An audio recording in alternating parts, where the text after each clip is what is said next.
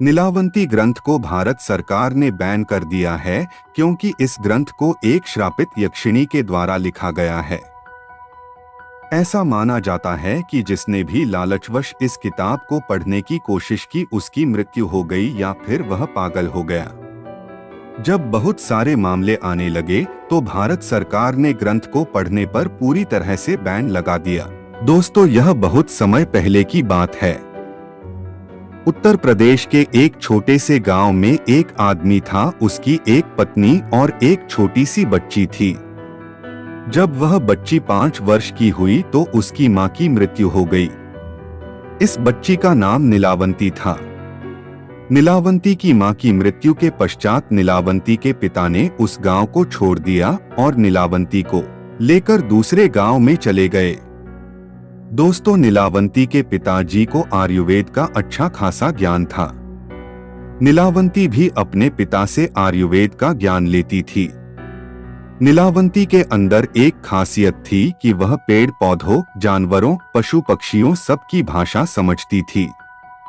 यही नहीं, नीलावंती के स्वप्न में शैतान भी आते थे और नीलावंती को जमीन के नीचे गड़े हुए धन दौलत के बारे में जानकारी देते थे। लेकिन नीलावंती के अंदर उसके पिताजी के अच्छे संस्कार थे, इसीलिए वह सब कुछ जानते हुए भी धन दौलत जमीन के नीचे से खोदकर नहीं निकालती थी। नीलावंती को पेड़ पौधे और शैतान जो भी मंत्र बताते थे वह पीपल के पत्ते से बनी किताब पर लिख लेती थी। जब नीलावंती 20 से 22 वर्ष की हो गई तब जो भूत प्रेत नीलावंती के स्वप्न में आते थे वो हकीकत में सामने आने लगे। कुछ समय बाद नीलावंती को पता चलता है कि वो एक श्रापित यक्षिणी है जो कि एक श्राप की वजह से इस दुनिया से बाहर नहीं निकल पा रही है। उसे अपनी दुनिया में जाना था। यह सब बात वह अपने पिताजी को बताती है।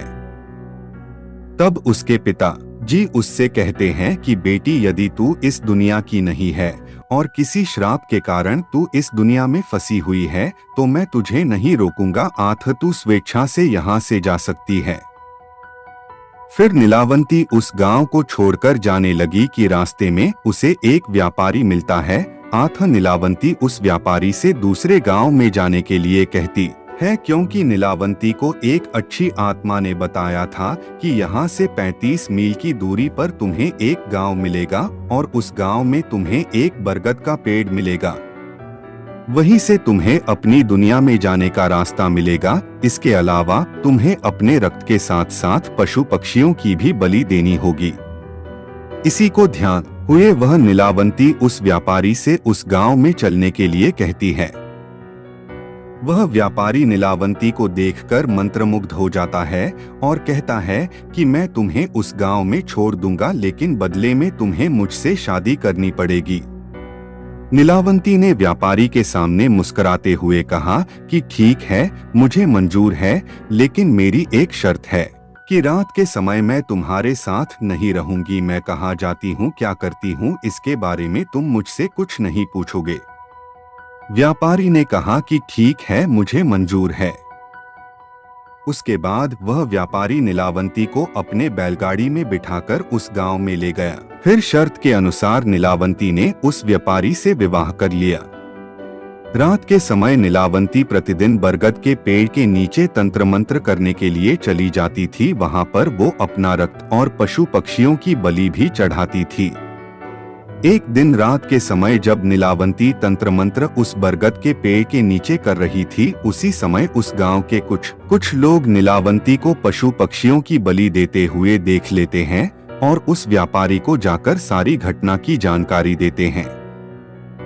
जब अगली रात को नीलावंती अपने समय के अनुसार रात में तंत्र साधना के लिए निकलती है तो उसके पीछे पीछे वह व्यापारी भी चला जाता है और नीलावंती को तंत्र साधना करते हुए देख लेता है। अगले दिन नीलावंती के स्वप्न में शैतान आता है और उससे बताता है कि नीलावंती, कल जब तुम तंत्र साधना के लिए बरगद के पेड़ के नीचे जाओगी, उसी समय बरगद के पेड़ के बगल से जो नदी बहती है, उस नदी में तुम्हें एक लाश बहती हुई दिखाई देगी। उस लाश के गले में एक ताबीज होगा, तुम्हें उसे खोल लेना है। गले से ताबीज को निकालने के बाद उसी नदी में तुम्हें एक नाव पर सवार आदमी मिलेगा। तुम्हें इस ताबीज को उस आदमी को दे देना है। वह तुम्हें दूसरी दुनिया के दरवाजे तक पहुंचाने में तुम्हारी मदद करेगा।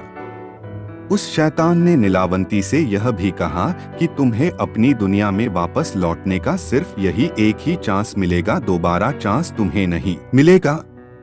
अगले दिन नीलावंती बहुत खुश हुई और रात के समय बरगद के पेड़ के नीचे चली गई।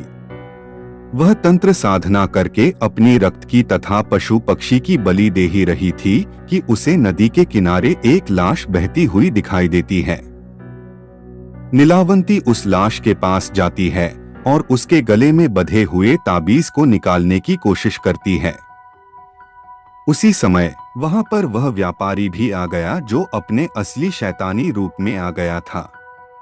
वह ताबीज की पहली गांठ खोल पाई थी, दूसरा खोलने ही वाली थी कि गांव वाले वहां आ गए और नीलावंती को नरभक्षी समझकर कहने लगे कि ये दोनों शैतान हैं, ये दोनों तो सभी गांव वालों को मार डालेंगे, अतः इन दोनों को मार डालो।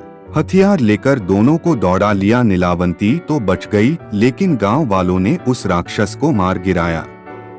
राक्षस होने की वजह से वह दोबारा जीवित हो उड़ा और नीलावंती के पास आकर बोला कि तुम मुझे ये किताब दे दो जिसमें तुमने मंत्रों को लिखा है, और मुझे कुछ नहीं चाहिए। तब नीलावंती ने सोचा कि यदि यह किताब इस शैतान को मिल गया तो यह दुनिया के लिए अनर्थ साबित हो सकता है।